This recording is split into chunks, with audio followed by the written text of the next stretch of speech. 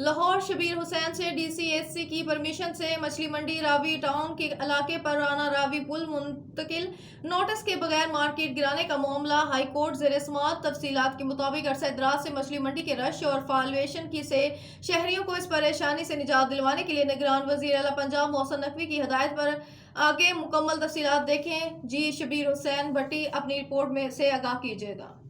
मैं हूं आपका होस्ट शबीर हुसैन और आप देख रहे हैं शमसी न्यूज़।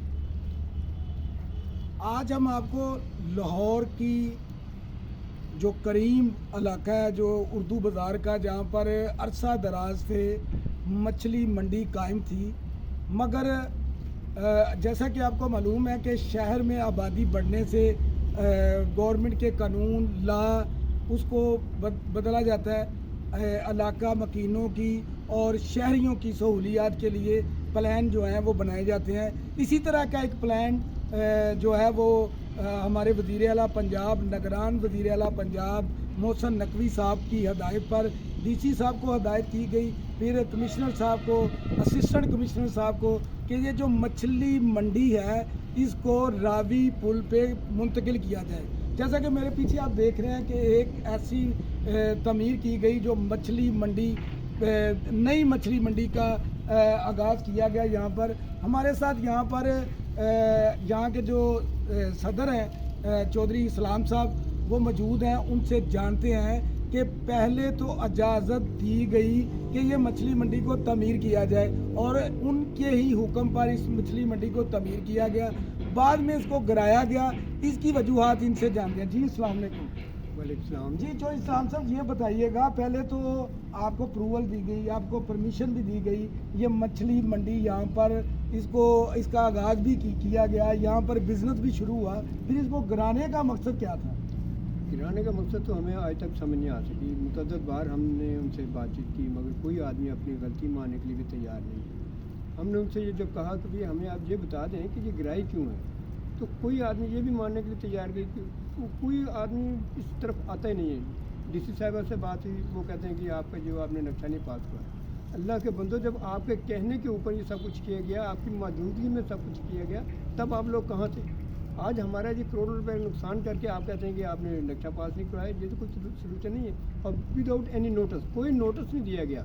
ये मेरा ख्याल है कि ये एक अजीब सा वाक़या है। खुद ही परमिशन देना, खुद ही इजाज़त देना और फिर उसके बाद गिरा देना। जी नाज़रीन, जैसे कि आपने चौधरी इस्लाम साहब की बात सुनी है कि पहले परमिशन दी गई और जब इसको गिराया गया जी, तो कानून और लॉ के मुताबिक पहले इनको नोटिस दिया जाना चाहिए था, इनको वार्निंग दी जानी चाहिए थी कि आपकी ये जो तमीर है ये इल्लीगल है, मगर इनको कोई नोटिस नहीं दिया गया। तो मैं चौधरी साहब, मैं ये जो रकबे पे जहाँ पे आपने ये तमीर की है, ये तो बड़ा एक कुआं नुआ था, इसको आप कैसे, आपने ये लेवल गवर्नमेंट ने करके दिया या आपने अपनी मदद आप किया? ये जगह बहुत ही तकरीबन कोई रोड से 40 फुट से ज़्यादा गहराई थी। इसमें हमने तकरीबन कोई 23-24 फुट की मिट्टी डाली है। उसके बाद हमने इसके ऊपर कंस्ट्रक्शन की। मिट्टी का जो है वो तकरीबन हमारे 4 करोड़ रुपया पूरा इस पर हमारा खर्चा आया सिर्फ मिट्टी पे।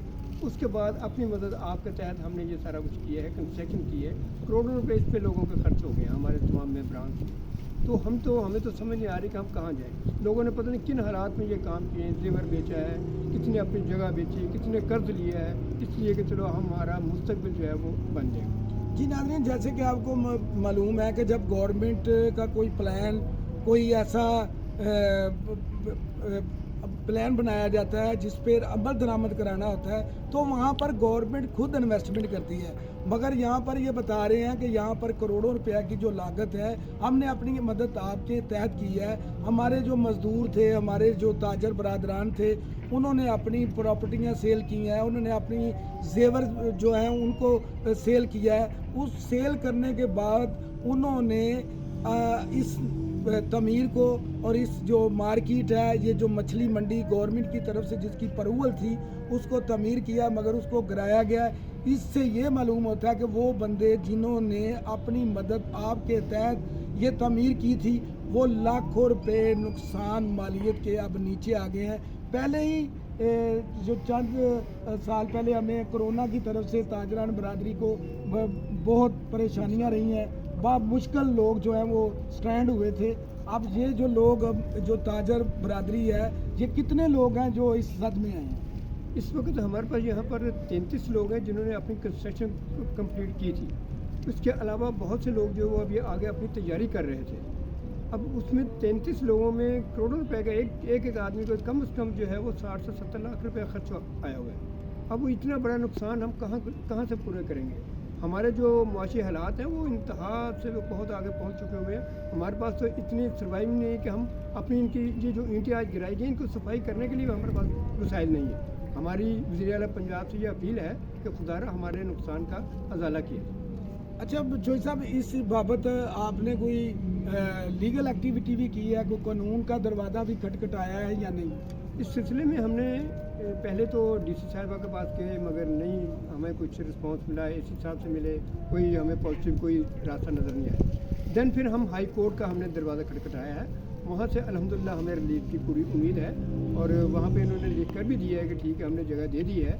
मगर वहाँ पे हम यही पूछना चाहते हैं कि आखिर अगर जगह दे दी है तो फिर हमारी जो बिल्डिंग बनी है इनको गिराया क्यों गया है? विदाउट एनी नोटिस गिरा दिया गया है। ये हमें इसका तो जवाब चाहिए ना। हमारे नुकसान का आखिर कौन जिम्मेदार है? हाई कोर्ट में आपकी किस तारीख को पेशी है, किस तारीख को मुतलका डिपार्टमेंट को भी बुलवाया गया है और आप भी उधर हाजिर होंगे, वो डेट कौन सी है? अब 21 तारीख है। पिछली डेट को भी वो आए थे, उन्होंने लिख कर दे दिया था कि हमने जगह दे दी है। अब 21 तारीख है। 21 तारीख को इंशाल्लाह हम नक्शा वगैरह हम बना लिया है, वो हम उनको पेश कर देंगे और इंशाल्लाह उम्मीद है कि हमारा ये मामला क्लियर हो जाएगा।